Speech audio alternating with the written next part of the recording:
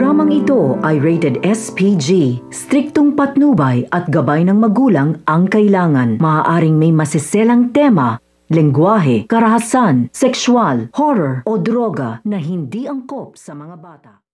Umiiyak na kausap nga nito ni Annalyn ang suspect na pagsabog sa San Marcelino Hospital at kung bakit nga raw nagawa niya ito sa maraming tao. Sinabi niya nga dito na hindi raw matututo mga nurses at doctors sa pagtingin sa mga pasyente na mahirap at mayaman kaya nagawa niya nga ito. Kaya naman inabisuhan niya na nga itong si Annalyn na kung uuwi na nga siya ng maaga, umuwi na siya para hindi na nga siya madamay pa.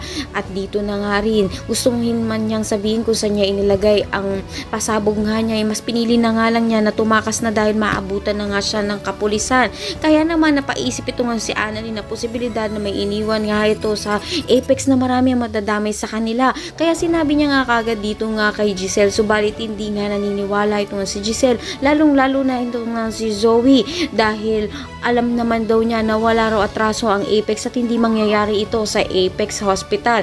Kaya naman hindi mapakali ito nga si Annalyn at humingi siya ng tulong kina Nurse Ivan at Nurse Karen upang hanapin kung meron nga bang iniwan na pasabog itong suspect sa Apex upang sa gayon nga ay maiwasan na nga nila na mangyari ang nangyari sa San Marcelino sa Apex Hospital.